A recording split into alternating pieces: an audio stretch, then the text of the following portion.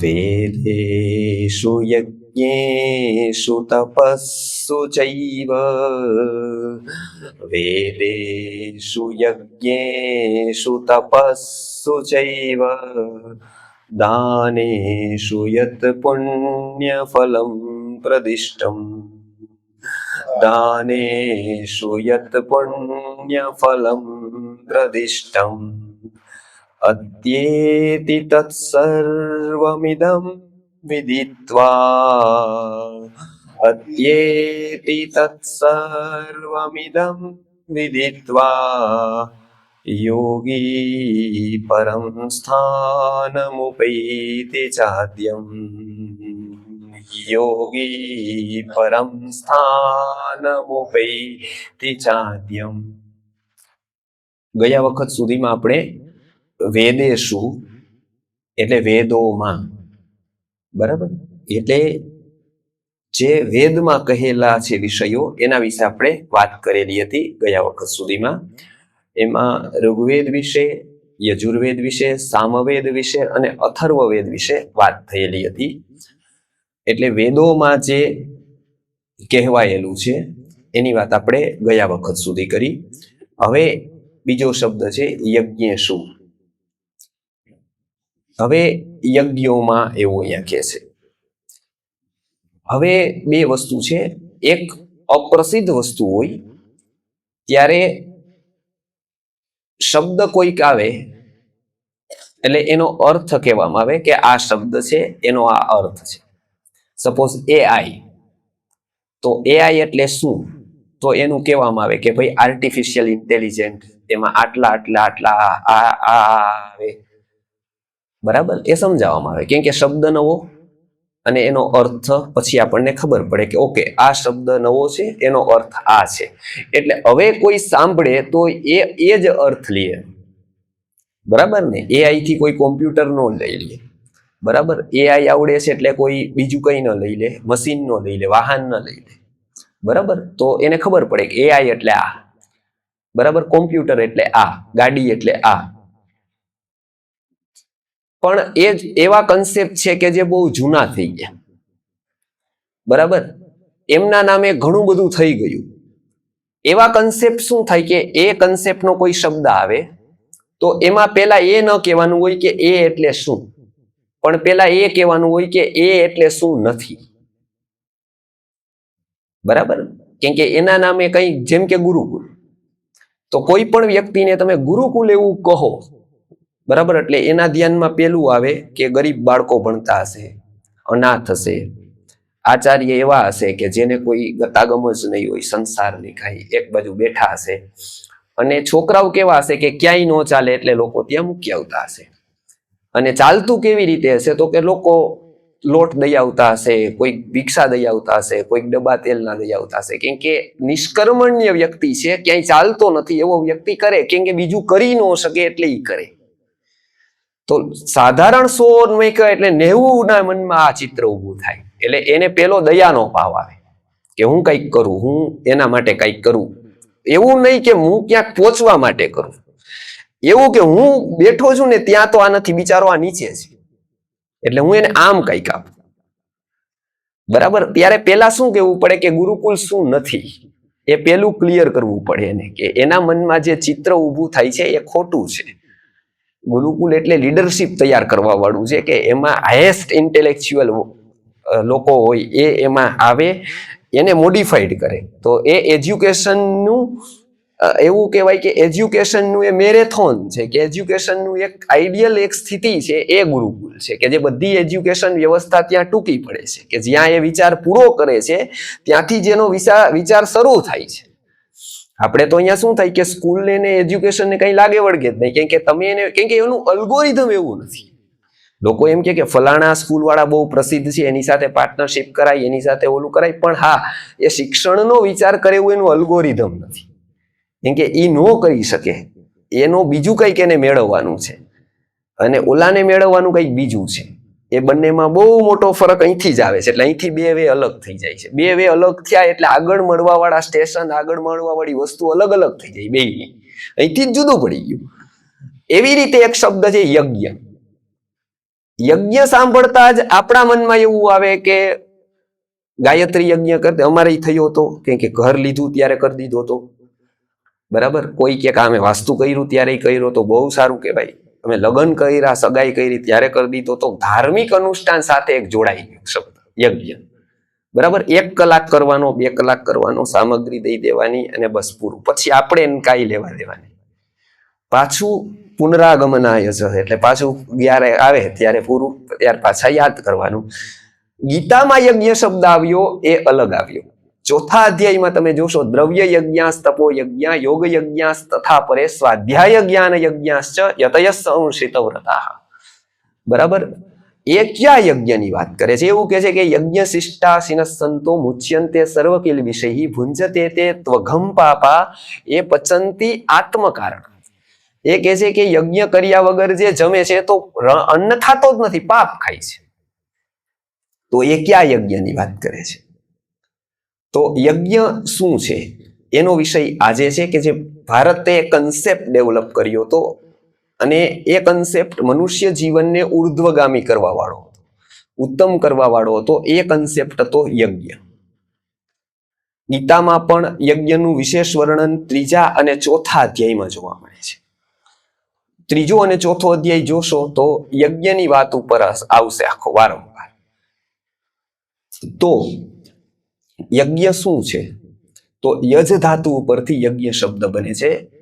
એ સંગત દેવપૂજા, સંગતીકરણ, મૈત્રીકરણ નો અર્થ થાય છે એનો. એટલે યજ્ઞ શું છે? તો કે પેલી વસ્તુ કે મારું કોઈ પણ વસ્તુમાં પોઝેશન નથી.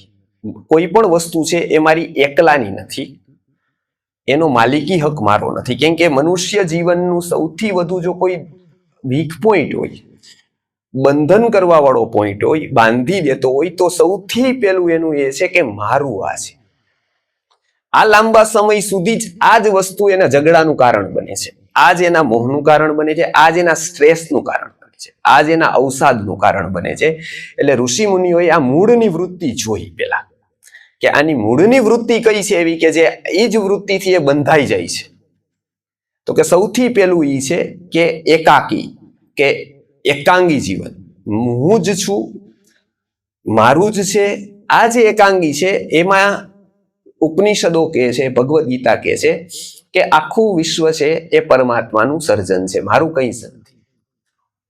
મારું જે છે જેને હું માનું છું એ પણ મારું નથી, કેમ કે મારા પુરુષાર્થથી મળેલું નથી. માતા પિતા મારા પુરુષાર્થથી મળતા નથી, મારી એમાં ચોઈસ નથી. આગળ જતા એક વાત જોતા જાવ. શરીર આપણી ચોઈસ નથી, આપણને ખબર જ નથી એના વિશેનું. કોઈ પણ સારી વસ્તુ મળી તો એ એક ઘટનાક્રમથી અને એ એક સિસ્ટમથી મને પ્રાપ્ત થઈ છે. એ જો વ્યક્તિમાં આવે એટલે પેલી વસ્તુ જાય કે પદનો દુરુપયોગ કરતો એ બંધ થઈ જાય. સૌથી એને પહેલી વાર ઇન્ટેલેક્ચ્યુઅલ મોડેસ્ટી ઉત્પન્ન થાય કે ઓકે આ મારું નથી. અહીંથી શરૂઆત ત્યાગની થાય. તો અહીંયા જે ત્યાગનું મહત્વ સમજાવે છે એ યજ્ઞ છે, બરાબર છે. કે ભાઈ મારું નથી એની શું છે, એનું શું રિઝલ્ટ શું આવે?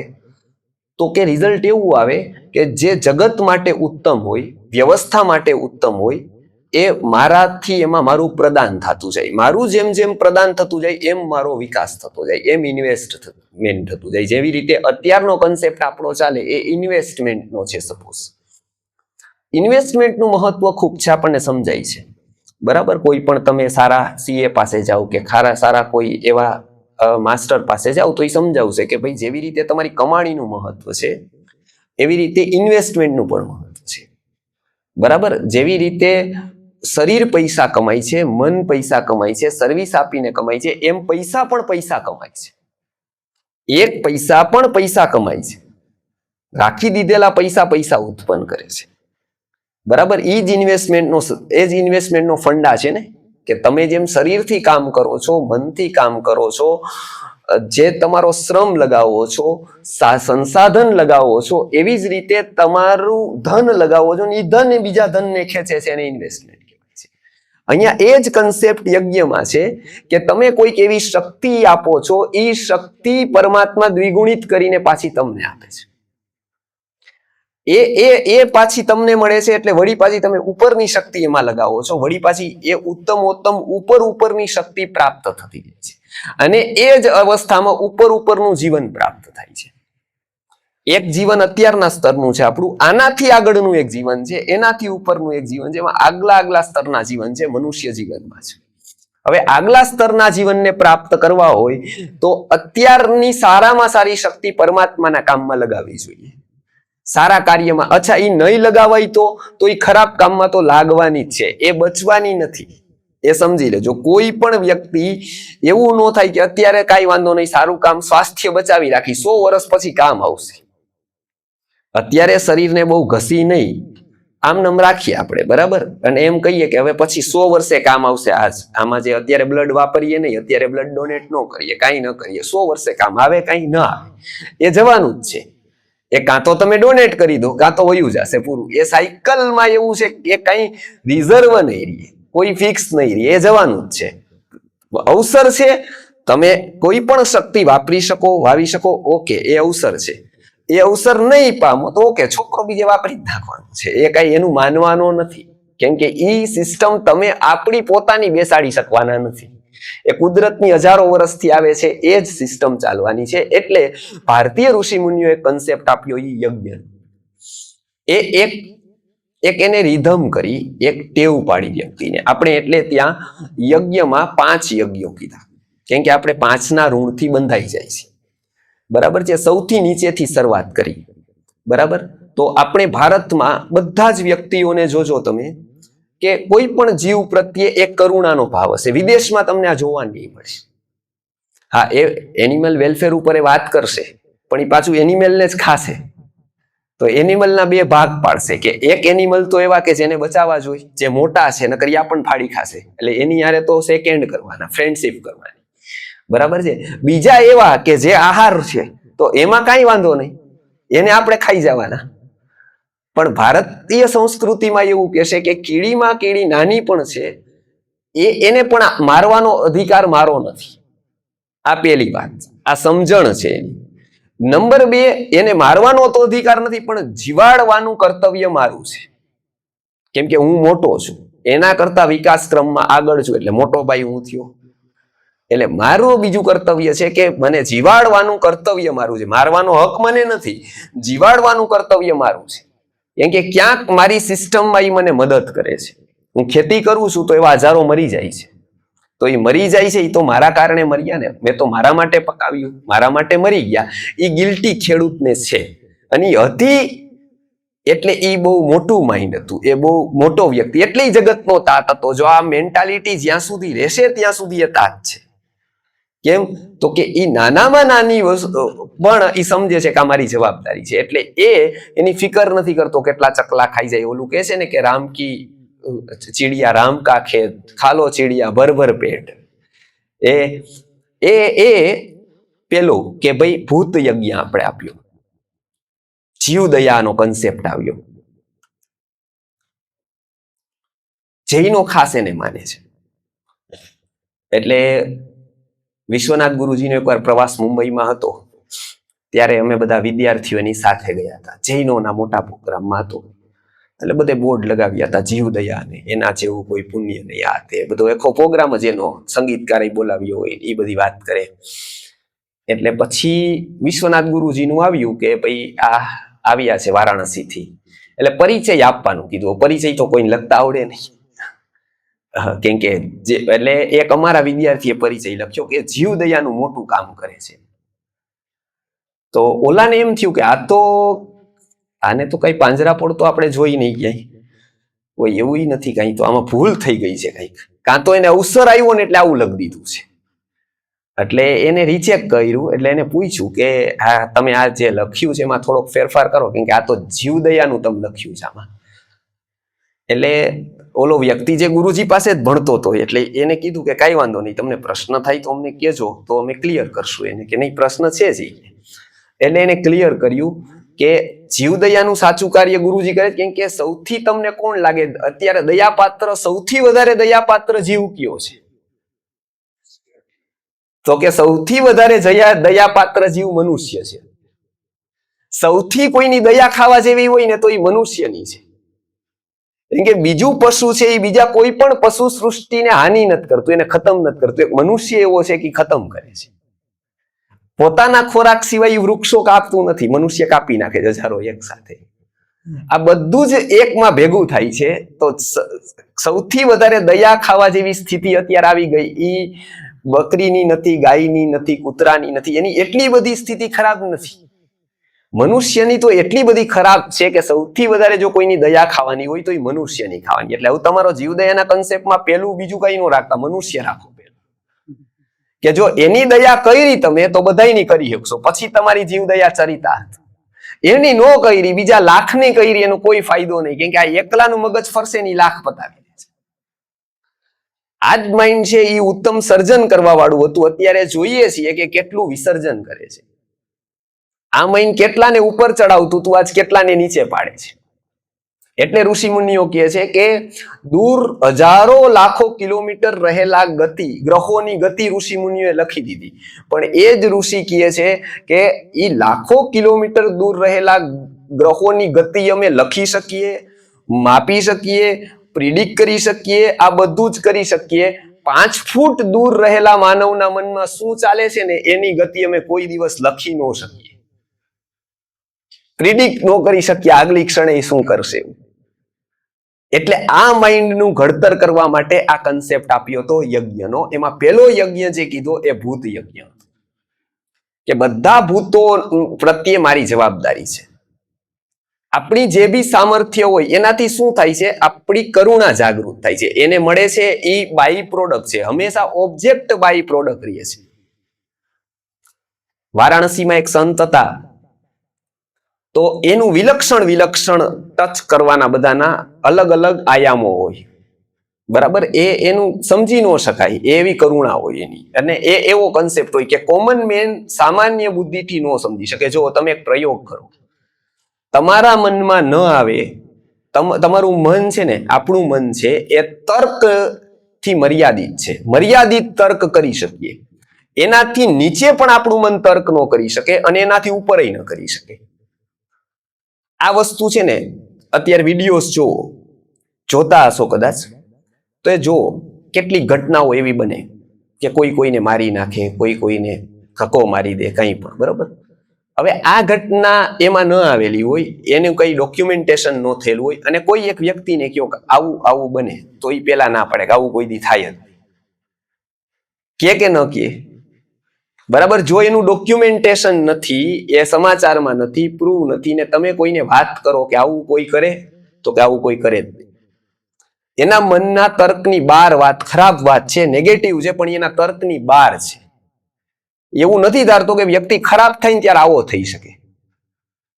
બરાબર, એ એના તર્કના દાયરામાં નથી આવતું, એટલે એને આશ્ચર્ય લાગે છે. બરાબર, કેમ કે એના તર્કથી પાર વયું ગયું, એ ખરાબ પણ પાર વયું ગયું. કેમ કે એને ખરાબની પણ એક લિમિટ બાંધી છે કે વ્યક્તિ ખરાબ થાય તો કેટલો થઈ શકે, વધુમાં વધુ આટલો થઈ શકે. બરાબર, પણ એને ખબર નથી, મનુષ્યનું મન એને ખબર નથી કે ખરાબ થાય ત્યારે કેવું થાય. હવે એવી જ રીતે સારો થાય ત્યારે કેવો થાય એની પણ એક લિમિટ બાંધેલી છે. એ સારાને પણ એપ્રિશિએટ ન કરી શકે, કેમ કે એનું સારાપણું છે ને એ તર્કથી પરે હોય. એવું ન વિચારી શકે કે આટલોય કોક મહાન થઈ જાય, કેમ કે એનો તર્ક ત્યાં પૂરો થઈ જાય. જ્યાં ઓલાનું કામ શરૂ થાય ને ત્યાં એનો તર્ક પૂરો થઈ જાય. કેમ કે આને કોઈ દિવસ કરેલું ન હોય એવું. જો એ કરતો જાય ને તો એનું વિઝન ખુલતું જાય, તો એને લાગે છે કે નહીં આ એક્ઝેક્ટ આવું થઈ શકે. કેમ કે જો હું આવું કરી શકું તો એ કરી શકે. અને ભારતમાં એક બહુ સારી વાત થઈ, એમ એક ઘણી બધી મર્યાદિત ખરાબ વાત થઈ. એક ખરાબ વાત એવી થઈ કે બધા સીધી, કોઈ નાની મોટી વાત જ નથી કરતું, સીધી મોક્ષની જ વાત કરે. બરાબર, કે ભાઈ આનાથી મોક્ષ મળી જાય સીધું જ. કંપનીમાં કોઈ નોકરી કરવા જાય અને એમ કે ડાયરેક્ટર બનાવી દેશો ને મને ભવિષ્યમાં, આ એવી વાત થઈ કે મને સ્ટેક તો આપશો ને કંપનીનો 50-70% એમ. એટલે કે ભાઈ તું હજી 2000 ની કંપનીમાં નોકરી તો ચાલુ કરી, 10,000 થી પછી તારું જોઉં છું પરફોર્મન્સ. હવે આપણામાં શું થયું, ગુરુજીને એક ભાઈ સાંભળે 3 વર્ષથી, 3 વર્ષ પછી કે ગુરુજી જો મેં તમને આટલા સાંભળ્યા. બરાબર, એટલે એને એમ કે ગઈ ગુરુજી ચિઠ્ઠી બીઠી લખી દે તો મારો મોક્ષ પાકો થઈ જાય. અને એ હું મારો કિંમતી ટાઈમ કાઢીને આવું છું દુકાનનો. એને એમ કે ગુરુજી તો ફ્રી જ છે, એની પાસે ટાઈમ જ ટાઈમ છે, કેમ કે એને તો ધંધો નથી, સીમમાં ખેતર નથી, બજારમાં દુકાન નથી, કોઈ વાડી નથી, કાંઈ છે જ નહીં, એટલે એ નવરા છે. એ નવરા છે. હું તો કામ છું ને, મારું તો બજારમાં આબરૂ છે, મારા તો કેટલી જગ્યાએ કેટલા કામ હાલે છે, પ્રોજેક્ટ છે. એટલે એને કીધું કે મહત્વનો ટાઈમ કાઢીને તમારી પાસે 3 વર્ષથી આવું છું, બરાબર, તો મને મોક્ષ તો મળી જશે ને.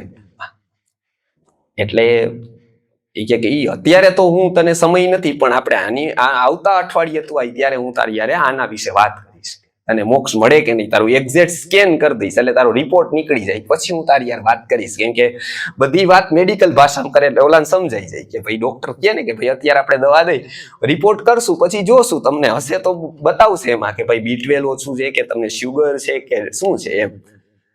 એટલે ત્યાં ભાઈને અઠવાડિયું ઠેકાડી દીધું. ત્યાં 2-3 એના પીએ બેસે, વિદ્યાર્થીઓ હોય એ પીએ હોય, કઈ અલગથી પીએ રાખવાનો ન હોય, એ તો એ બધા લખી લે કે અચ્છા આનો શું પ્રશ્ન હતો, લખી દીધું. પછી તો કે પરીક્ષા. તો આવી રીતે એક હોલ રાખ્યો હોય ને એમાં દર બુધવાર હોય અને શનિવાર હોય, આ 2 વાર ત્યાં બધી ભરાતી હોય સભા. એ સભામાં જમવાનું હોય, જમણવાર હોય, એ બધું જ હોય. વસ્તુ લેવા જવાની ટીમ હોય ને લઈ આવે લોકો, ને પછી ત્યાં બને રસોઈ ને પછી બધા જમે ને બધા છૂટા પડે. 3 કલાક પ્રવચન આપવા જવાનું હોય. એટલે એની દુકાન હતી.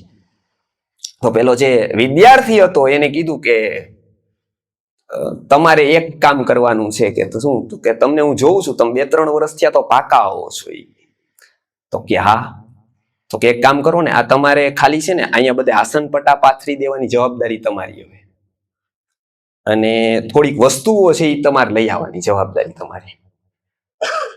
એટલે ઓલો કે હું તમને કહું કે તમે મને ન ઓળખતા હોય તો મારે દુકાનમાં બધી જગ્યાએ 60 જણા કામ કરે છે, બરાબર. હું ફ્રી હઈશ તો પાથરી દઈશ આસન પટાન બધું, પણ જવાબદારી નહીં લઉં. કેમ કે મારે કેટલું કામ હોય તો હું બંધાવું નહીં. કેમ કે ત્યારે તો ફોન ને એવું બધું હતા નહીં કઈ કે ભાઈ બીજાને જવાબદારી હોય એટલે બંધાઈ જાય, અને બંધાઈ જાય તો ક્યારેક તૂટે તો વળી પાછું એને એમ થાય કે ભાઈ આ તો મારે પડવું, જવાબદારી જ ન લેવી ને એના કરતા તો કઈ ખોટું થાય, આગળ ભૂલ થાય, વળી પાછા ગુરુજીને ખોટું લાગી જાય તો વળી પાછું એના કરતા એમાં પડાય જ નહીં. એવી વસ્તુમાં જવાબદારી વાળું કામ જ નહીં લેવાનું. એટલે પેલા વ્યક્તિએ વાત કરી કે થોડું કઈક એક લ્યો, તો કે નહીં બધાય સેવા આપીશું, બરોબર, પણ ચામડી બચાવીને, ઘસીને જ નહીં. મારી ચામડી બચી જવી જોઈએ. એમને ફ્રી હોય ત્યારે તમ તાર કહેવાનું, જવાબદારી હું ફિક્સ થઈ જાઉં કે દર બુધવાર એટલે મારે પછી એ જ ધ્યાન રાખવું પડે ને મારે આટલા છે. પછી એ તો ભૂલી ગયા, ઓલા વ્યક્તિએ તો બધું નોંધી દીધું, એના જવાબ નોંધી દીધા, પ્રશ્નો. એને ખબર નથી કે આ કોણ છે. આ પ્રશ્નો કરવા વાળો વ્યક્તિ સ્ટ્રેટેજિકલી પૂછતો હતો, એ રેન્ડમલી નહોતો પૂછતો. કેમ કે એની પાસે લિસ્ટ હોય આખું, 10 જણા કહી ગયા હોય કે અમે તૈયાર છીએ, પણ એમનો કામ આપે. પછી ગુરુજીએ કીધું કે આવું ગયા વખતનો પ્રશ્ન તે મને પૂછ્યો હતો, કેમ કે એક ને મળવાનું હોય તો પૂછ્યો હતો કે હા. તો કે મોક્ષ શું છે કે એક અતિ ઉત્તમ સ્ટેજ છે, આપણી આત્માની અવસ્થા છે, બરાબર. હવે એ પ્રાપ્ત કરવી છે તો તારે એવી જગ્યાઓમાં આવવું જોઈએ, જેમ કે તારે અર્થ કમાવવું હોય તો બજારમાં સારામાં સારા ડીલરને ત્યાં જા, સારામાં સારા વેન્ડરને ત્યાં જા, સારામાં સારી દુકાને જા, સારામાં સારા ગ્રાહકને ત્યાં જા, માર્કેટિંગ વાળાને મળ. એ અર્થ માટે થઈ ગયું. કામ માટે તો સારામાં સારા પ્રમુખને મળ કે મારા છોકરીના લગ્ન કરવા, છોકરાના કરવા છે, વ્યવહાર કરવો છે, આમ કરવું, તો સારા વ્યક્તિ પાસે જાતું. કેમ કે ઈ સારી રીતે તારું ક્યાંક સજેશન આપે, કોકને બતાવે તો બરાબર. એમ ધર્મ ક્ષેત્રમાં પણ ઉત્તમ જગ્યાએ જવું જોઈએ. તો ક્યાં? એટલે તો તમારી પાસે આવું છું. તો કે તમે એવું સમજો છો ને કે આ ઉત્તમ છે? તો કે હા.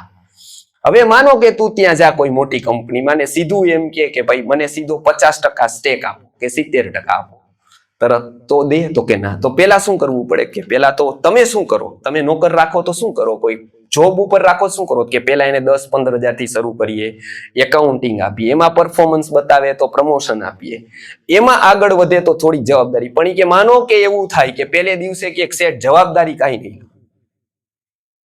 દુકાનની મારે મેનેજર થવું છે, જવાબદારી નહીં લઉં, 10 લોકોને સંભાળવાની જવાબદારી ખોટી આવે ને, તો એમ કે તો તું બેસી જા, 10 ની લાઈનમાં 11મો થઈ જા, મેનેજર કોઈક બીજો આવશે. તમે મેનેજર જ્યારે આપો ત્યારે અપોઇન્ટ કરતી વખતે શું આપો? કાગળ આપો કે આ જવાબદારી. આ રિસ્પોન્સિબિલિટી તમારી. તો કે એવું કરો કે ન કરો? તો કે આ કરીએ. એવું ન કરો તો શું થાય? તો કે દુકાન ન હાલે, બોર્ડ ઉતરી જાય, પછી એ અમે કંપનીના આ ઓલામાંથી નીકળી જાય, પૂરું થઈ ગયું. બીજા બધા એમને મજરી અમે નીકળી જાય, એનું કઈ ફેર ન પડે. તો કે બસ ધર્મમાં એવું છે. તમે વિચાર કરો, તમે અહીંયા જવાબદારી જ લેવા કોઈ માંગતા નથી નાની એમથી, અને તમારે સીધું જ મોક્ષ જોઈએ છે, સીધો જ ડાયરેક્ટર થવું છે. જવાબદારી નાની ને ઈ ન ફાવે અમને, દર અઠવાડિયે કઈ ન ફાવે, પણ અમારે મોક્ષ તો મરણ પછી તરત મેળવો કે અમને તરત વિષ્ણુદૂત જ લેવા આવી જાય. એમ કે 7 દીની ભાગવત કથા કરી દઈને એમાં 1 લાખ દક્ષિણા આપીને 2000 ને જમાડી દઈએ, એટલે લોકોને એમ છે કે વિષ્ણુદૂત ને તે જ જોઈ છે કે આ જમાડી દે બધાને અને એના બોર્ડ લગાવી દે બધી જગ્યાએ. તો એનાથી વિષ્ણુદૂતને કે એને શું ફરક પડે? તમે કદાચ 5000 ને જમણ, કારણ કે આત્માની સ્થિતિ તો એની એ રહી, નોલેજ તો એનું એ રહ્યું, બરાબર. એટલે આપણે શું કર્યું કે સીધું ઉપરનું પદ આપ્યું, 7 દી કથા કરી દીધી મોક્ષ મળી જાય. તો કે હા, તો મોક્ષ આ થઈ જાય, મોક્ષ મળી જાય. ક્યાંથી મળે? જન્મારાઓની યાત્રા ગીતા કહે છે કે બહુનામ જન્મના મંતે જ્ઞાનવાન મામ પ્રપદ્યતે. યજ્ઞ એવું કહે છે કે આ આવું કરતા જાઓ તો એ રિધમ બને, એવું અલ્ગોરિધમ સેટ થાય, એવું માઇન્ડ સેટ થાય, એવો કર્મયોગ થાય, પછી ધીમે ધીમે મળતું જાય. એટલે પહેલો યજ્ઞ છે એ ભૂત યજ્ઞની વાત કરી. એમાં બધા જ પ્રાણી પશુ ઉપર આપણી કરુણાનો વિસ્તાર થાય, નહીતર શું થાય? આપણી કરુણા સીમિત.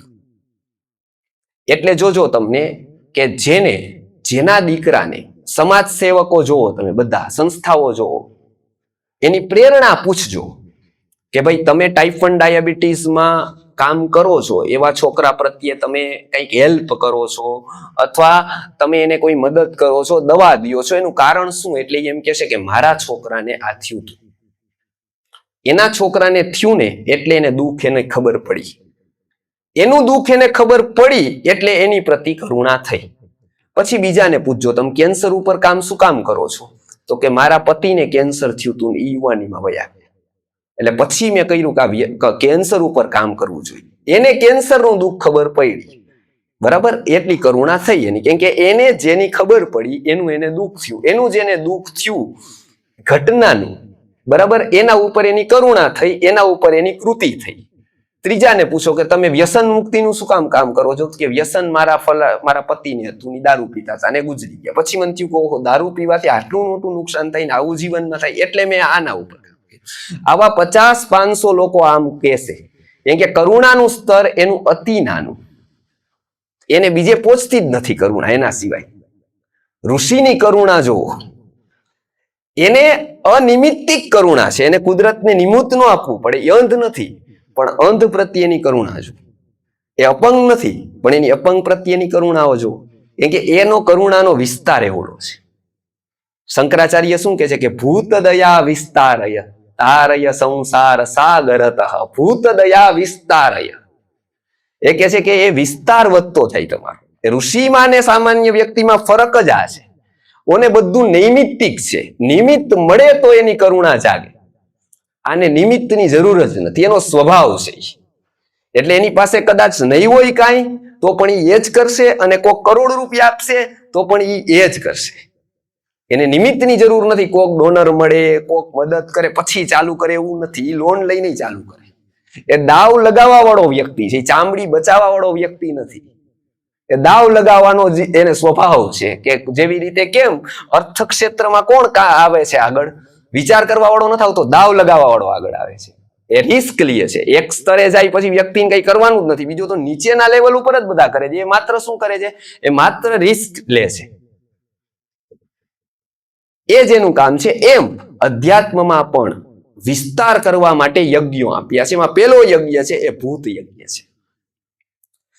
બીજો યજ્ઞ આ પેલો કે જીવ સૃષ્ટિ પ્રત્યે ભારતીયોની એટલે દ્રષ્ટિ વિશાળ થઈ, એનામાં કરુણા જાગી. એટલે આજ પણ જુઓ તમે, વેજીટેરિયનમાં પેલો નંબર એનો આવે છે કે આજ વિશ્વભરમાં જો કોઈ સૌથી વધારે વેજીટેરિયન શોધતું હોય તો ભારતીય છે, પ્રચાર કરતા હોય તો ભારતીયો છે.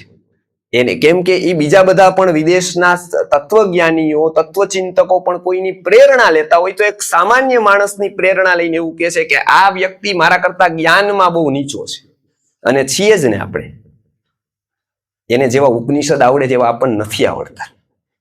એ જેવું મૂકી શકે જેવું આપણે છોડી નથી શકતા. આપણે ભલે ગમે તેટલું કહીએ પણ એક દારાશીકો મુસ્લિમ થઈ અને ઉપનિષદ માટે અડધી સંપત્તિ ન્યોછાવર કરે છે, એવું કરી શકીએ છીએ? નથી કરી શકતા. એવું આપણું સ્ટ્રક્ચર નથી અને વેલ્યુ આપે એવું.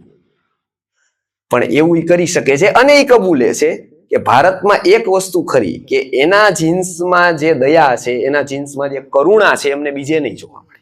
ખાસ કરીને જીવો પ્રત્યે. કૂતરાને સુવડાવશે ખરા, પણ ઈ ઉંદર ખાવાનું નહીં મૂકી શકે.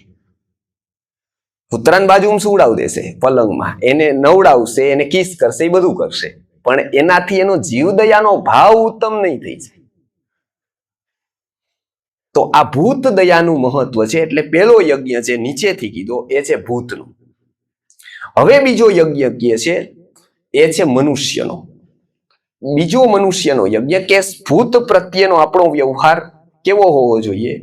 તો કે દયાનો હોવો જોઈએ, બરાબર, કે કરુણાનો હોવો જોઈએ. કે એની કંઈ પણ આપણે, કેમ કે એના ઉપર આપણે બૌદ્ધિક અને માનસિક ઉપકાર નથી કરી શકવાના, એને ગીતા નથી સમજાવી શકવાના, એને મોક્ષનો માર્ગ નથી બતાવી શકવાના. એના ઉપર કયો ઉપકાર થઈ શકે? તો કે માત્ર દ્રવ્યનો થઈ શકે. એના ઉપર પ્રવચન નો થઈ શકે. આપણે ગમે તેટલું હોય કૂતરાને પ્રવચન સંભળાવી ગીતાનું, તો એનાથી ફરક ન પડે. પણ એના ઉપર દ્રવ્યનો ઉપકાર થાય. એને દ્રવ્યની જરૂર, કેમ કે એનું જીવન આખું દ્રવ્ય આધારિત, એની સમસ્યા દ્રવ્યની, એને દુઃખ ભૂખનું છે, બીજું કોઈ દુઃખ નહીં. એને એટલા બધા રોગો ન થાય, કેમ કે જેમ વ્યક્તિ ઉપર ચડે ને એમ રોગ પણ એને ઉપરના સ્તરના થાય. એટલે ધનિકો ખૂબ થઈ જાય ને પછી જો એના રોગ પકડાય જ નહીં, કેમ કે ડિક્શનરીમાં નો હોય એવો થયો હોય. કેમ? તો કે એવા એને સ્ટ્રેસ લીધો હોય, મગજ ઉપરના મર્યાદા કરતા ખૂબ વધારે કામ કરી દીધું. જિમ્નેશિયમમાં જવા વાળા જો બધા લોકોને જો એક સ્તરથી ઉપર ચડે ને એટલે એને રોગની શરૂઆત થઈ જાય. કેમ? તો કે પછીથી એ શરીરથી મનથી એની રિધમ જાળવી ન શકે, સત્સંગ ન કરી શકે. અહીંયા આપણે શું કામ મહત્વ છે? કેમ કે આ સમયે ગીતા અંભસી સ્નાનમ એટલે કે સંસાર મલનાશનમ. શું કીધું છે ગીતા વિશે? કે ગીતા વિશે એવું કીધું છે કે એનું સ્નાન સંસારનો મળ નાશ કરવા વાળું છે.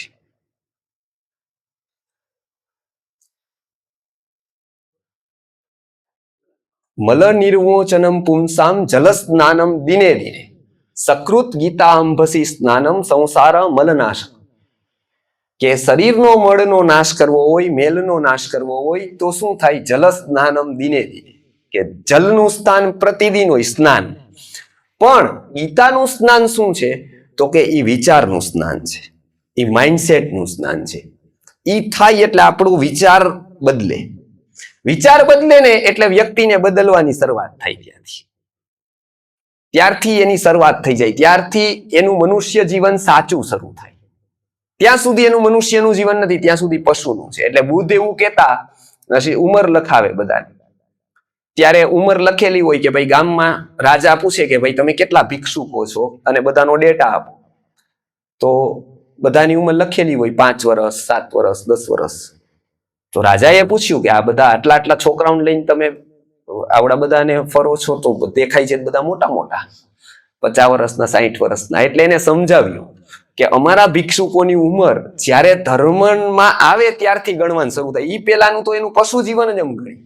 જેવી રીતે પેલાના જન્મ આપણે ગણતા નથી, એમ આ જન્મ પણ જ્યારથી આપણે વિચારતા થયા, માનવતાની શરૂઆત જ્યારથી થઈ ત્યારથી જ અત્યારની ઉંમર છે. એટલે કબીરજી પણ એવું કહે છે કે કબીરા દર્શન સંત કે સાહિબ આવે યાદ, લેખે મેહે વહી ઘડી બાકી કે દિન બાદ. કે છે કે કોઈ એવી વાત તમને મનમાં ટચ કરી જાય કે કબીરા દર્શન સંત કે સાહિબ આવે યાદ. એટલે કોઈક વસ્તુ સંત શું કરે છે, વિચાર શું કરે છે, તો એવું કે છે કે કબીરા દર્શન સંત કે સાહિબ આવે યાદ. આ જો યાદ આવે એવી પ્રક્રિયા તમને કરી દે કે એકવાર યાદ તો કરાવી દે, મજબૂર કરી દે માનવા માટે કે નહીં આટલું બધું કહે છે કંઈક હોવું જોઈએ. તો એ કહે છે કે લેખે મેહે વહી ઘડી બાકી કે દિન બાદ. એ જ સાચે ઘડીની શરૂઆત ત્યારથી થાય છે, ત્યાં સુધીના દિવસો બાદ થઈ જાય છે. કેમ કે કામ એનું એ જ હતું. કેમ? તો કે સંસ્કૃતમાં ભર્તૃહરિજી એવું કહે છે કે મનુષ્યનું જીવન છે ને એ હંમેશા નીચેની તરફ વહે છે. એ નીચેની તરફ વહે છે અને બધા નીચેની તરફ એને ખેંચે છે. આખો સંસાર એને નીચેની તરફ ખેંચે છે. બરાબર. એને નાની વાત તરત માન્યમાં આવી જાય છે, નાની વાતમાં તરત એ બેસી જાય છે અને પતન તરફ એ જાય છે. બાળકને જોજો તમે કે શિક્ષણના કેટલા પ્રયોગ થયા. સામાન્યમાં બાળકને અસામાન્ય બનાવવાના. મેડમ મોન્ટેસરી જો, વોલ્ડોર્ફ સ્ટેઇનર જો, એને આપણને નામ ન ખબર હોય, કેમ કે આ સ્કૂલમાં જ આપણે ભણાવીએ છીએ બાળકોને, પણ એ શિક્ષણ વાળા જ બધા. વોલ્ડોર્ફ સ્ટેઇનર છે, મેડમ મોન્ટેસરી છે, એ બધાએ સામાન્ય બાળકને અસામાન્ય બનાવવાના. ઉપર અત્યારે આપણા બાળકોને અસામાન્ય કોણ ગણાય છે? નીચે વાળા બધા સીપી ચાઇલ્ડ જે છે ને, ટૂંકમાં એ બધા અસામાન્ય ગણાય. એવા નહીં, એક્સ્ટ્રા ઓર્ડિનરી જે લઈને આવ્યા છે. પણ બાળકો એવા બન્યા નહીં. બરાબર. કેટલા બધા શ્લોકો શીખવવાનું, સારું શીખવવાનું પ્રયત્ન કરે, 5% બાળકો શીખી શકે, પણ અપશબ્દોની એક ડિક્શનરી નો બને. બરાબર. એક પણ પેપરમાં ઈ આવે નહીં. બરાબર છે. એક જગ્યાએ ઘરે ભણાવાય નહીં અને છતાંય અપશબ્દો બધા આવડી જાય જો બાળકો. બરાબર. ભલે ઈ બોલે નહીં પણ એને આવડે ખરા. એટલે જોજો, ઈ કોક બોલે ખબર પડી જાય કે અપશબ્દ બોલે છે. ઈ બોલતો નથી છતાંય ખબર તો છે જ એને કે અપશબ્દ. એને શીખડાવ્યા કોને? એની નથી ડિક્શનરી છપાતી કોઈ, એ નથી પ્રકાશન વાળા પ્રકાશન કરતા, નથી પ્રચાર કરતા કોઈ એનો. બરાબર. નીચેની તરફ ગતિ હોય એ વ્યક્તિ પકડી લે છે. એ તરત એ વ્યક્તિનું મન છે એવું કે એ પકડી લે છે. નીચેનું કંઈ પણ પકડે છે, કેમ કે એ જ ફ્લો છે, એ જ કુદરતનો નિયમ છે. એટલે એને ઉપરનું પકડાવવા વાળો કોક જોઈએ. આ બધા જ માં લાગુ પડે. એટલે ભર્તૃહરિજી કહે છે કે અર્થો નરાણામ, કે તમારે કોઈ પણને યુવાની જોવી હોય, એનર્જેટિક જોવા હોય તો ક્યાં જોવા? તો કે ધંધામાં ખૂબ જ મહેનત કરતો હોય, કંપની ખોલી હોય, માર્કેટિંગ કરતો હોય, રાત દિવસ લાગી ગયો હોય ફોનમાં, એને એક પ્રાપ્તિ થાય, અર્થની ઓર્ડર મળે, કંપની થાય, ત્યારે એનો આનંદ જબરજસ્ત હોય. બરાબર. કેમ કે અધ્યાત્મનો બીજો આનંદ એના માટે નકામો છે. એ તો આ જ આનંદની વાત કરે. એટલે પેલું એ કે છે કે અર્થો નરાણામ. નર માટે અર્થ છે ને યુવાની લાવે. એને ડાયાબિટીસ નોર્મલ થઈ જાય, પછી ઘણું બધું સરખું થઈ જાય. કેમ કે એક અર્થ આવ્યો, એક સ્ટેબિલિટી આવી, એટલે એ એને બહુ મોટો ફરક પાડી દે. એટલે પેલું કે છે કે અર્થો નરાણામ. પછી શુચિરંગના નામ. સ્ત્રીઓ છે તો એને શુચિતા રાખે, એ તૈયાર થાય, શુચિતા એટલે યુવાની રહી શકે લાંબા સમય સુધી. તો શુચિ અંગના. પછી તો કે વર્ષા નદી નામ. નદી છે એ એકદમ સુકાઈ ગઈ હોય, વાસ વાળું પાણી થઈ ગયું હોય, ખૂબ જ આમ ટૂંકમાં અસ્તવ્યસ્ત થઈ ગઈ હોય, આ બધું જ થઈ ગયું હોય. જેવી વર્ષા ઋતુ આવે તો કે વર્ષા નદી નામ. નદીમાં પાછું યૌવન આવી જાય, નદી પાછી ખડખડ વહેતી થઈ જાય વર્ષા ઋતુ આવે એટલે. પછી તો કે ઋતુરાટ તરુણામ. ઋતુરાજ વસંત આવે એટલે વનસ્પતિ બધું જ પેલું થઈ ગયું હોય, પાન ખરી ગયા હોય, કે મુરઝાઈ ગઈ હોય, સુકાઈ ગઈ હોય, બધા ટ્રેક્ટર વાળા પાણી પીવડાવતા હોય, કઈ થતું ન હોય, સુકાતી હોય. પણ જેવી ઋતુરાજ વસંત આવે, પાણી નો આપે સીધું, ટ્રેક્ટર ન લગાવી દે, વરસાદ ન આવે, પણ વસંતનો પ્રભાવ એવો હોય કે જેવો વસંતનો પવન આવે, વસંતમાં સૂર્યની સ્થિતિ ફરે એટલે તરત જ વૃક્ષ વનરાજી એકદમ લીલી થાય. જેને પાંદડા ના આવતા હોય એને ફૂલ આવવા માંડે, જે ફૂલની યાત્રા ન કરતા હોય એ ફળે આવી જાય સીધા. તો ઋતુરાટ એટલે ભગવાને ગીતામાં વસંતને વિભૂતિ કહી, ઋતુનામ કુસુમાકર. એટલે એમાં શું કીધું? ઋતુરાટ તરુણામ. મનુષ્ય જીવનમાં પણ એવું છે. મનુષ્ય જીવનમાં પણ એવું થાય કે વ્યક્તિની શ્રદ્ધા ઉડી જાય. કેમ કે બધા એક જ સરખી વાત કરે કે પુણ્ય પાપ જેવું કઈ હોય નહીં, આત્મા જેવું તો કઈ હોય નહીં, હું માનતો નથી ભગવાનમાં. બરાબર. 5-10 લોકોએ ખોટું કર્યું હોય, કાંઈક કોક ગુરુએ કાંઈક કરી દીધું હોય, કોક ઈ જ સમાચાર હાલતા હોય. કેમ કે વ્યક્તિને સારું જોવાની તો છે જ નહીં બુદ્ધિ. પેઢીઓ હજારો ઉઠે છે છતાંય હજારો પેઢી ચાલે પણ છે ને. હજારો પેઢી દેવાળું ફૂકે છે, ઉઠી જાય છે, છતાંય હજારો ચાલે છે. એટલે જ આ બજાર આખી ચાલે છે, એટલે માર્કેટ આખી ચાલે છે. કેમ કે હજારો ઉઠવા વાળા છે તો લાખો સારું કરવા વાળા છે. ધર્મ ક્ષેત્રમાં હશે એવા 25, 50, 100 ઉઠવા વાળા, પણ હજારો એવા છે કે જે તોતિંગ રીતે બેઠા છે, વર્ષોથી સારી રીતે બેઠા છે, સારી રીતે તપ કરે છે, લોકો એ જોતા નથી. પણ ભર્તૃહરિજી કહે છે કે સ્વધર્મશાલી સુયતિ પ્રજાનામ, એક સુયતિ આવે, એક કોઈ સંત આવે, એક કોઈ મહાપુરુષ આવે તો શું ફરક પડે એનાથી?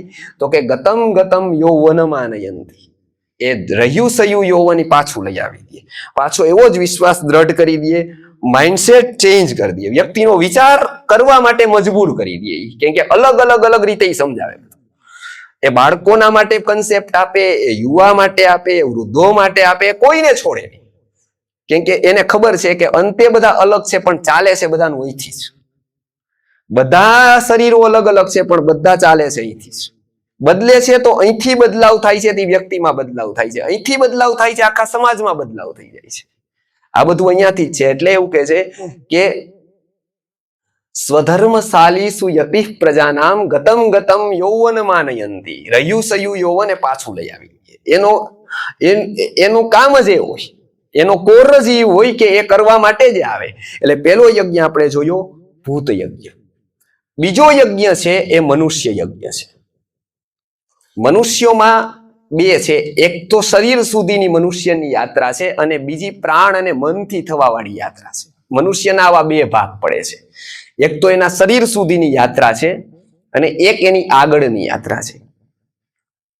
શરીર સુધીની યાત્રામાં આપણે ત્યાં એવું કીધું કે મનુષ્ય યજ્ઞ અતિથિ સત્કાર, અતિથિ ભાગદે. એટલે શું થાય કે કોઈ પણ વ્યક્તિ સાથે તમારે વ્યવહાર કેવી રીતે કરવો. આપણે જયારે કંઈ એકલા કરીએ છીએ એને આચરણ કહેવાય છે. આપણે એમ કહીએ ને કે ભાઈ આચરણ કરે છે, તો જયારે એકલા કરીએ છીએ આપણે કંઈક વસ્તુ, માનો સવારે વહેલું ઉઠ્યા આપણે, તો એ આપણે શું કર્યું? તો કે એ આચરણ કર્યું. સારી વાત લાગી, મેં જીવનમાં ઉતારી, એપ્લાય કરી, એને આચરણ કહેવાય. બરાબર? કોઈ પણ સારી વાત લાગે, એપ્લાય કરો, એને આચરણ કહેવાય. બરાબર? આપણે એમ કહીએ ને કે એનું આચરણ સારું છે. એટલે શું કે એ સારું પોતે જીવે છે. બરાબર? આ આચરણ કહેવાય. હવે એ જ વ્યક્તિ જ્યારે બીજા સાથે આવે, બરાબર છે, બીજા સાથે જ્યારે એ ડીલ કરે ત્યારે એને શું કહેવાય? વ્યવહાર કહેવાય. પોતે કરે છે એ આચરણ છે, બીજા સાથે ડીલ કરે છે ત્યારે શું થાય છે? એનો વ્યવહાર છે. એટલે આપણે કહીએ કે એનો વ્યવહાર સારો નથી, રૂડ છે. તો એ શું છે કે એ વ્યવહાર કરે છે. તો આ બંને એને શીખવવા માટે મનુષ્યને એક કન્સેપ્ટ આપ્યો, એ છે મનુષ્ય યજ્ઞ. કે એક આચરણનો પાર્ટ છે અને બીજો વ્યવહારનો પાર્ટ છે. કેમ કે મનુષ્ય જીવન આ બંને ઉપર આધારિત છે. એ ખાલી આચરણ કરશે તો પણ પર્યાપ્ત નથી, વ્યવહાર કરવો જોશે. ખાલી વ્યવહાર કરશે તો બી સફિશિયન્ટ નથી, આચરણ જોશે. કેમ કે નોલેજમાં એવું છે કે એ પેલા એપ્લાય થાય અને પછી જ સપ્લાય થાય. જો એ સીધું સપ્લાય થાય ને તો એની ઇફેક્ટ નો આવે. જુઓ તમે મોટિવેશનલ સ્પીકરો કેટલા બધા હજારો લોકો અહીં ભેગા થાય ને, બરાબર, એ બધા ઉપર બોલે, એ કઈ વિષય એવો ન હોય કે ન બોલે. એમ કે જ નહીં કે મને નથી આવડતું. તમે કોઈ પણ સ્ક્રિપ્ટ આપો, સાયન્સ વિષય બોલે, કતલખાના વિષય બોલે, જીવદયા વિષય, જેની સ્ક્રિપ્ટ આપો એને બોલે. પણ હોય કેટલું? તો કે બધું ઉપરનું છીછરું. જીવા કોઈ દી ન હોય, જીવવાનો એનો કોઈ સંબંધ જ ન હોય. આહાર, આયુર્વેદના આહાર ઉપર બોલી શકે, સાત્વિક આહાર કેવો હોવો જોઈએ, પણ પોતે બહાર જઈને શું કરે એ કઈ નક્કી નહીં. એવા જ્ઞાનને કોઈ મહત્વ જ નહીં. કેમ કે એ સામેવાળાના અંતર સુધી નો જાય, હૃદય સુધી નો જાય. કેમ કે અહીંયાથી નીકળેલું હોય, એ અહીંયાથી આવેલું હોય એટલે સામેવાળાના કાન સુધી જ જાય. એ અહીંયાથી આવે તો સામેવાળાના અંતર સુધી જાય. પેલી શરત ત્યાં પૂરી થઈ જાય કે અંતર ઈ ક્યાંથી નીકળે, કેવી રીતે નીકળે? તો કે જો ઈ જીવે ને તો નીકળે. એટલે આજે મેં સાંભળ્યું ઘણી સંસ્થાઓ શિક્ષણની છે એવી કે ખૂબ મોટી સંસ્થા શિક્ષણની કરી, કેટલા બધા વિદ્યાર્થીઓને ભણાવ્યા, હવે એની અંતિમ સ્થિતિ આવી ગઈ, રોગ થઈ ગયો કંઈક, તો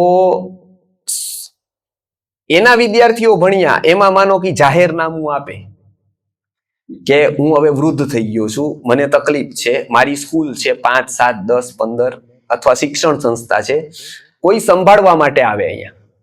તો સાચું બોલો, કોઈ પોતાની નોકરી ધંધો જોડીને એનું સંભાળવા માટે જાય? કે નો જાય. નો શું કામ જાય? તો કે એને શિક્ષણ આપ્યું એવું કીધું, ડિગ્રી આપી દીધી, પણ ઈ સંસ્થા સાથે જોડાણો નહીં.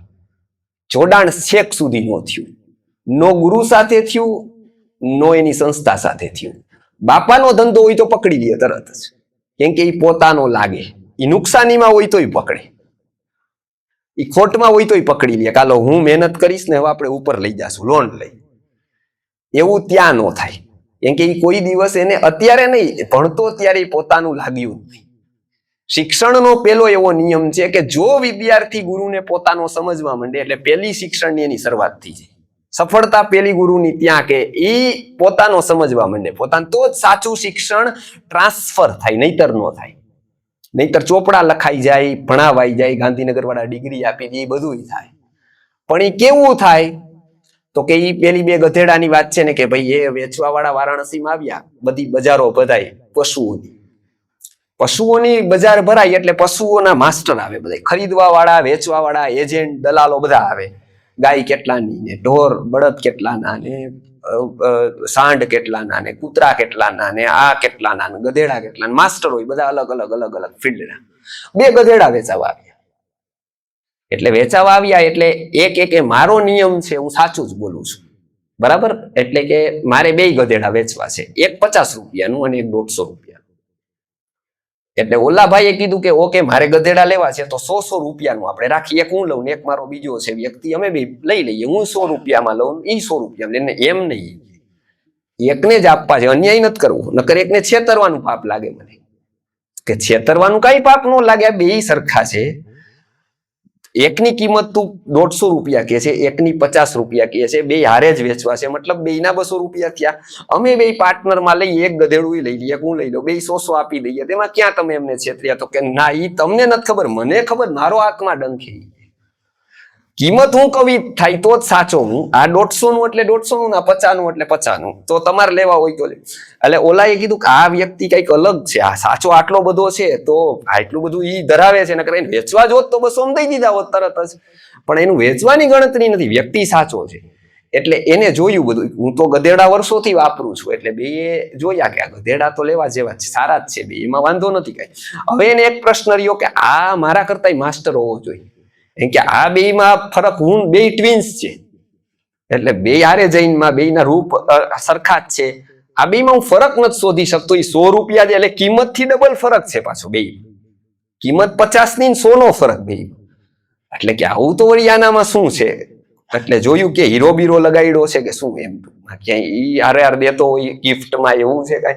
એટલે જોયું બીજું તો કઈ એમાં ફરક નથી. એટલે એને કીધું કે હવે આપણે આ બાજુ ઉપર રાખી દઈએ, મને તું આનું લોજિક કહી દે ને તું એકલો જ લઈ લેવો. હવે એ છોડી દો, હું બીજાને હવે કઈ મારે એવું કઈ કરવું નથી. વળી પાછું આપણે ભવિષ્યમાં કઈક આવું થાય, એને કઈક નીકળે ને મને કઈક નીકળે ને અમે તમને કહીએ ને તમે પાછું નો રાખો ને એવું બધું થાય, એના કરતા હું એકલો જ લઈ દઉં. તું આનું કારણ મને કહી દે, કેમ કે હું આટલો માસ્ટર, આટલા વર્ષ ગધેડા માંગ્યા ને મને ગધેડું ખબર ન પડી તારું, તો તી શું છે કે કોઈ એવી વસ્તુ છે એના માટે શું નાખ્યું છે? એટલે એને કીધું કે જો પછી હું સાચું કહું એ હું સમ ખાઈને કહું, પણ તમારે લેવા પડે. તો કે આ લેવામાં ડન, તો હું તૈયાર જ હતો કે આમાં તું બોલ્યો નો, લેવામાં મને વ્યાજબી જ છે, તારું વાત ખોટી નથી, તારો ભાવ બરાબર છે, હું લઈ લઈશ. એટલે કે બીજો કોઈ ફરક નથી, બે સાથે જઈનમાં છે, મેં જ ઉછેર્યા છે બેયને. પણ એકવાર શું થયું, ઈ કે ઈ ખાવા માટે કે જતું હતું ઈ કે, અને હું એને કે પાણી પીવડાવવા માટે જતો તો 100 ની નોટ મારી મળી હતી, હાથમાં રાખી દીધી, પડી ગઈ. હવે ખાતો હતો ને એમાં 100 ની નોટ હારવાર ચાવી ગયો. એ 100 ની નોટ ચાવી ગયો ને એટલે મને એવું થયું કે અચ્છા તો આની 100 ની કિંમત વધી ગઈ હવે, કે 100 રૂપિયા. એમ કે મારે 100 વસૂલ કોની પાસેથી કરવા આવે? તો કે ગધેડો લેશે એની પાસે વસૂલ કરવાના. બીજો કોઈ ફરક એમાં છે નહીં કે તમે ગોતી લ્યો ને હજી તમે ગોતશો તોય ફરક નહીં મળે, કેમ કે હું 15 વર્ષથી જ શોધું છું, બેમાં કોઈ બીજો ફરક નથી. શિક્ષણમાં અત્યારે એવું થયું છે કે કેટલાક MBA ની ડિગ્રી ચાવી ગયા છે, કેટલાક MCA ની ચાવી ગયા છે, કેટલાક BMS ની, કેટલાક અમારા જેવા PhD ની. બધા લોકો કોઈક ને કોઈક ફરક નથી પડ્યો એને, કોઈ અંદર એને કોઈ ફરક નથી. એને તો એમ છે કે ભાઈ મેનેજમેન્ટ એટલે એ તો કંપનીનું કરવાનું હોય, મારે તો કીધા હોય એ ટાઈમે જવાનું એવું કઈ હોય નહીં. હું તો ઉઠું ત્યારે સવાર, હું તો નિયમ કંપનીને હોય, મારા હોય જ નહીં હોય. મારે વેલ્યુ એડિશન કરવાની હોય કોનામાં? તો કે ભાઈ કંપનીના કર્મચારીઓ. મારામાં નહીં, હું તો પૂર્ણ છું, મારામાં કઈ વેલ્યુ એડ કરવા જેવું હોય જ નહીં. એને એવું લેવાનું છે કે કામ પ્રત્યે આવું રહેવાનું, ડેડિકેશન રાખવાનું. મારે નહીં, મારે તો ફોરવાનું જો ફાવે એમ. એ વ્યક્તિને પોતાનામાં નથી. શું કામ? તો કે એને ચાવી ગઈ છે ડિગ્રી. જો એને સાચી રીતે ભણ્યો હોત તો એને પેલું લાગત કે મારામાં વેલ્યુ એડ થાય ને પછી સરળ પડે હું કોઈનામાં પણ કરી શકું, પણ પેલા મારામાં થવી જોઈએ. તો પછી બાળકો કેમ કુસંસ્કારી એવું ફરિયાદ ન થાય, કેમ કે ઈ જોવે. અમે હંમેશા પેરેન્ટિંગની શિબિરો લઈને ત્યારે એવું કહીએ છીએ કે બાળકો માનતા નથી, ટીવી જ જોયા રાખે છે. પણ મેં કીધું તમે શું કરો છો? તો કે અમે નવરા હોય ત્યારે ટીવી જ જોઈ છે પાછા. એટલે બાળકને તો CA બનાવવો છે, MBA બનાવવો છે, એ ઈચ્છે છે કે બાળક નો જોવે, પણ તમે ફ્રી હોય ત્યારે તો કે ના અમે તો રિમોટ લઈને બેસી જાય. કેમ કે કરવાનું શું? અત્યારના વિજ્ઞાને આપણા ઉપર એક ઉપકાર કર્યો અને એક બહુ મોટો અપકાર કર્યો. અપકાર શું કર્યો, ખોટું શું કર્યું આપણી સાથે? તો કે આપણને ફ્રી કરી દીધા કામ વગર. એટલે ભૂત જેવી સ્થિતિ થઈ, કાંઈ એને કામ આપો ન કરી ખાઈ જશે. બરાબર કે ભાઈ કામ આપો એને, મનને નવરું કરી દીધું. વિદ્વાન અને જ્ઞાનીના મનને નવરું કરો ને એના જેવું કોઈ પુણ્યનું કામ નહીં. 1 કરોડ વ્યક્તિને રોજીડા રોટી આપો અને એક જ્ઞાનીને ફ્રી કરી દો. કેમ કે જો એ ફ્રી થાય તો એ એસીમાં નો બેસી જાય, એ રિમોટ લઈને ટીવી સામું નો બે, કન્સેપ્ટ કાઢે, એ નવું વિચારે, કન્સેપ્ટ કાઢે. એવા એક એક કન્સેપ્ટ કાઢે, હજારો લાખો લોકોને સ્વસ્થ કરી દે, હજારો લાખોને આત્માની દિશા બતાવી દે. એક વ્યક્તિ ફ્રી થાય. જો એક દ્રોણાચાર્ય ફ્રી થયા હોત દુર્યોધનથી તો એ આવું કરી શકત, એની કેપેસિટી હતી. પણ એ દુર્યોધન હારે બંધાઈ ગયા. મહાભારતની આ કરુણાંતિકા છે, જ્ઞાની બંધાઈ ગયો. જ્ઞાની કોઈ દિવસ બંધાવો જ ન જોઈએ. જ્ઞાની ઓલવેઝ ફ્રી રહેવો જોઈએ. એની પાસે કોઈ કામ ન હોવું જોઈએ માત્ર વિચાર સિવાય. કેમ કે એ જેવો વિચાર કરી શકે એવો વિચાર કરાવડાવી ન શકે કોઈ પગાર દઈ. વિચાર એક એવો છે કે કોઈને કરાવડાવી ન હગાય કે હાલે હું તને 1 લાખ રૂપિયા આપું, તું સારામાં સારો કન્સેપ્ટ ડિઝાઇન કર, આપણે મનુષ્યનું કલ્યાણ કરીએ, એવું ન થાય.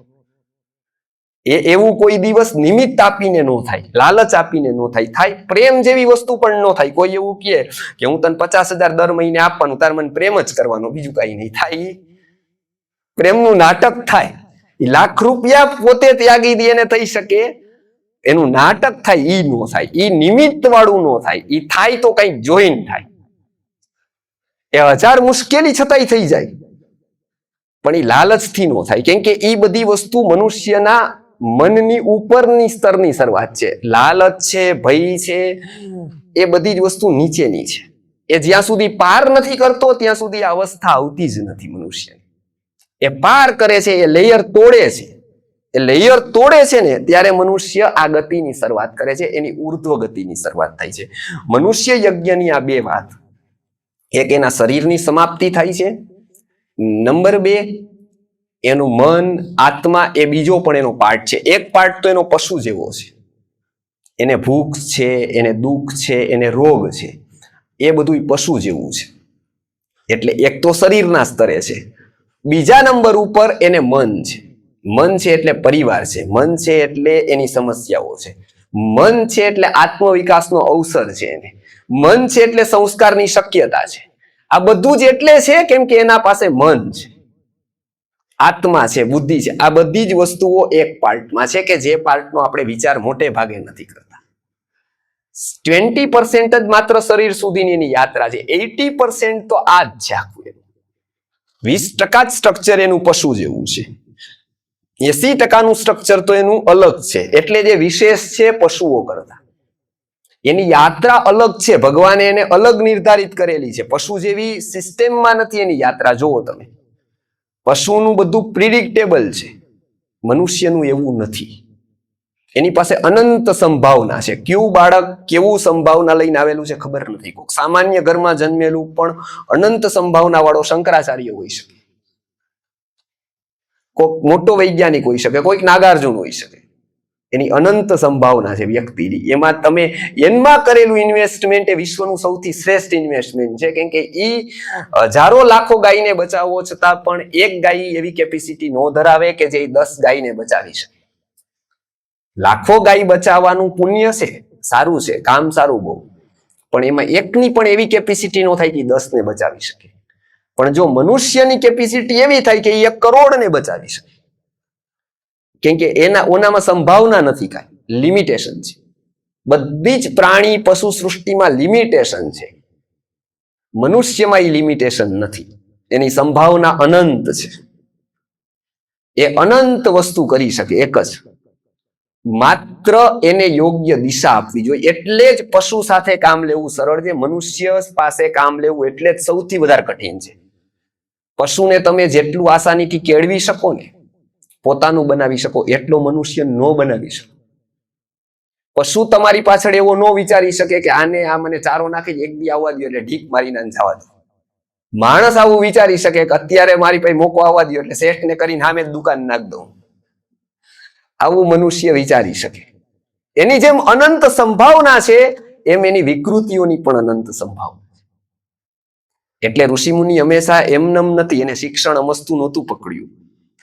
એને અમસ્તુ સ્વાસ્થ્ય અમસ્તુ શિક્ષણનું કાર્ય એને ખબર છે કે મનુષ્ય બગડશે ને તો એકઈ સૃષ્ટિનું, એકઈ દવા, એકઈ વૈજ્ઞાનિકનું, એકઈ સાધન એને કામ આવે એવું છે જ નહીં.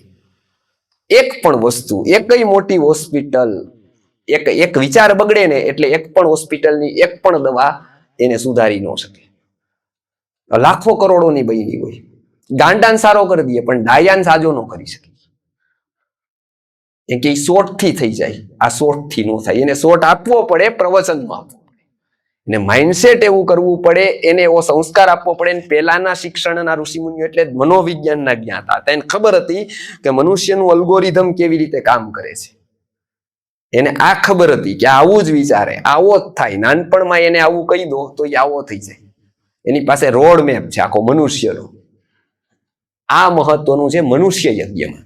મનુષ્ય યજ્ઞની વાત અતિથિથી શરૂ થાય છે, નાના નાના સદગુણોથી શરૂ થાય છે અને મોટા મુક્તિ સુધીના ગુણોમાં એ પૂર્ણ થાય છે. એની વાત આપણે આવતા વખતે લેશું બીજા યજ્ઞમાં, મનુષ્ય યજ્ઞમાં. આજે આપણે યજ્ઞની વાત કરી એ ભૂત યજ્ઞની વાત કરી. મનુષ્ય યજ્ઞની વાત આપણે આવતા વખતે કરશું કે એનો નાનો વ્યવહારનો પાર્ટ કયો છે અને મુક્તિ સુધી લઈ જવા વાળા સદગુણોના વિકાસની યાત્રા કેવી છે એ મહાભારતની કથાના આધારે આપણે આવતા વખતે જોઈશું.